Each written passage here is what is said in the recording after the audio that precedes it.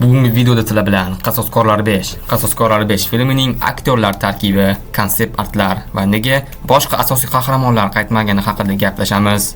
Hammaga assalomu alaykum. Sizlar My Film News kanalidasizlar. Agar tayyor bo'lsanglar, bugungi qiziqarli videomizni boshladik. Marvel Studios yaqinida bo'lib o'tgan 5 soatlik jonli efirida Qasoskorlar qiyomat kuni filmining aktyorlar tarkibini e'lon qildi.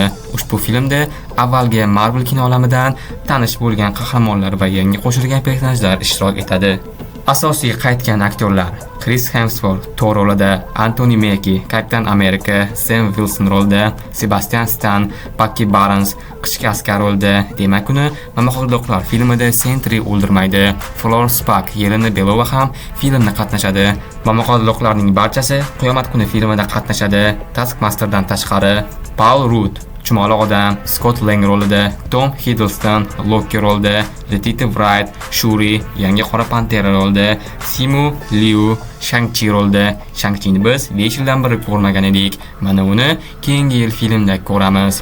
X-Men Mutantlar kino olamidan qaytgan aktyorlar: Patrick Stewart Professor X rolida, Ian McKellen Magneto rolida, Kelsey Grammer Hank Maxluq rolida, Rebecca Romijn Mystic rolida, James Marsden Scott Summers Cyclops rolida, Alan Cumming Nightcrawler rolida. Ko'rgan bo'lsanglar, aktyorlar eski Mutantlar kino olamidan. Marvellar filmida bizga Kelsey Grammer ijosidagi maxluqni ham ko'rsatishgan. Balkim hozir sanab o'tgan barcha mutantlar o'sha olamdandir. Fantastik to'rtlikdan qo'shilgan aktyorlar: Pedro Pascal Reed Richards Mr. Fantastic rolida, Vanessa Kirby Sue Storm rolida, Eben Mons Ben rolida, Joseph Quinn Johnny Storm rolida. Fantastik to'rtlikning barcha a'zolari qaytishadi.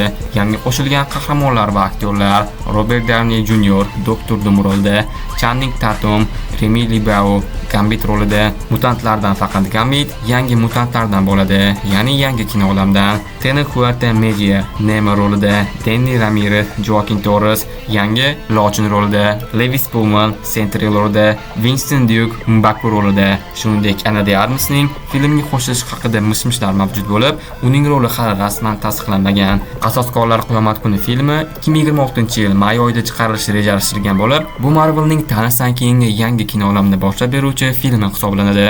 Aktyorlar tarkibini eshitdinglar, lekin hammada shaxsan menda ham savol tug'ildi. O'rgimchak odam, yulduzlar rolida, Doctor Strange, Wong ular qani? Marvel qanday qilib o'zining eng mashhur bo'lgan aktyorini, ya'ni O'rgimchak odamni filmga qo'shmasligi mumkin? Mana fikrimcha, Marvel Qasoskorlar qiyomat kuni filmining 50% yarim aktyorlarni ko'rsatdi, qolgan 50%ni tez orada ko'rsatadi. Aktyorlar orasida yana Winston Duke ham bor. U Mbaku rolini ijro etadi, lekin filmga uni nima uchun qo'shgan? Aktyorlar tarkibida Qora Pantera ham bor. Komikslarga qaraydigan bo'lsak, ular filmda asosiy rolda bo'lishadi.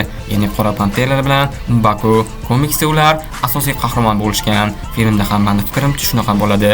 Lekin men eng hayron qolgan narsam bu Doctor Strange bilan O'rgimchak odam yo'qligi va filmda Sentry bilan Thor qatnashishi. Doctor Strange filmning asosiy qahramoni bo'lish kerak. U komikslarda asosiy qahramon bo'lgan. Yaqinda internetga tarqab ketgan konsept artlarga qarasak ham, u Doktor Doom oldida bo'ladi. O'rgimchak odam nega Qasoskorlar 5 da qatnashmasligini O'rgimchak odam Thor filmida bilib olamiz. Men eng kutayotgan jang bu Sentry va Thor o'rtasidagi jangdir. Ular komikslarda jang qilishgan. Balkim filmda ham ularning jangini ko'rarmiz.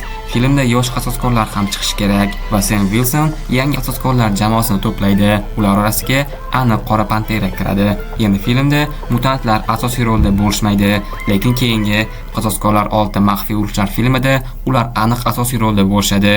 Yana o'sha filmda Deadpool va Rosamahani ham ko'ramiz, lekin Qasoskorlar 5 qiyomat kuni filmida ularni ko'rsatishmadi. Ya'ni aktyorlar ro'yxatida ularning ismlari yo'q, lekin ular chiqishlari kerak. Yana Lokini ham ko'ramiz. Filmda multiolam darajasidagi tahdid bo'ladi. Shuning uchun Lokini kimdir yengish kerak yoki yo'q qilish kerak. Chunki multiolam Lokini qo'lida ekan, hech qanday multiolam darajasidagi tahdid bo'lmaydi. Filmdagi aktyorlarni hisobga olsak, film taxminan 3 soat yoki 3 soatga yaqinroq bo'ladi. Xalqni ham aktyorlar orasida ko'rmadik, lekin u ham filmda aniq chiqadi. Ayol xalq bilan konsept-artga qaraydigan bo'lsak, u yerda xalqlar juda ham ko'p va meni fikrimcha bu xalqlar korpusi yoki xalqlar sayyorasi. Nima bo'lganda ham teaser menga yoqdi.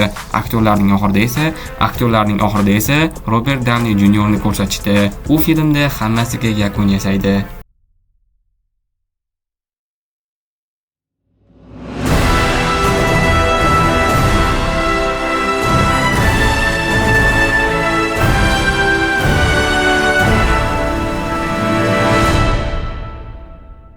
Yana biz filmda aka-uka Thor va Lokining uchrashuvini ko'rishimiz mumkin. Videoni reklamadan so'ng davom ettiramiz. Sizlar YouTube kanali ochdinglar va videolar qo'yasizlar. Videolarga previewlarni ham o'zingizlar qilib, logo bannerlarni ham o'zingizlar qilgansizlar va videolaringlar ko'pmas kam prosmotr oldi.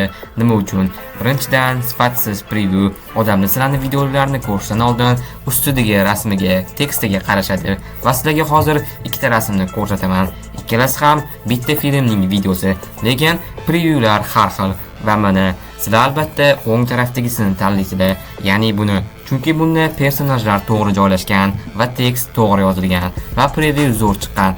Agar sizlarga ham sifatli va tez zakazlarni tayyorlab beradigan dizayner kerak bo'lsa, men sizlarga Muhammadillo dizaynerni tavsiya qilaman. Muhammadillo dizayner preview, logo, avatarka, banner, xullas dizaynerlik qiladigan hamma ishlarni qiladilar va muomala zo'r. Agar previewni o'zgartirish kerak bo'lsa ham, yo'q demasdan o'zgartirib beradilar. Men Muhammadilloning telegramlarini opisiyaniyada qoldiraman. Bemalol o'tib zakaz bersangiz bo'ladi. Xo'p, tizerda tahlil qildik, aktyorlar haqida gaplashdik, hech nima qolmadi. Agar nimadan qolib ketgan bo'lsa, kommentariyada yozib qoldiring va kommentariyada videoga o'zingiz izohingizni yozib qoldirib, Qasoskorlar 5 filmidan nimani kutayotganingizni yozib qoldiring. Bugungi videoda sizlar bilan Qasoskorlar 5 haqida gaplashdik. Kanalga hozirroq obuna bo'lib, videoga like bosib qo'ying, chunki ertaga Nejik haqida kanalda video chiqadi. Sonic 3 filmi, Kalmar o'yini 2-sezon barcha qismlari, Kapitan Amerika 4 Jasur yangi dunyo, Nejik 2 va yana qiziqarli filmlarni, multfilmlarni kinokanaldan bemalol opisiyaniyadagi silkadan o'tib tomosha qilishingiz mumkin. Kino yangilarini esa va Film News asosiy kanalidan kuzatib borishingiz mumkin. Barcha kanallar silkasi opisiyaniyada bo'ladi. Agar videoga like bosib, kanalga obuna bo'lgan bo'lsanglar, hozircha xayr. Keyingi qiziqarli videolarda ko'rishguncha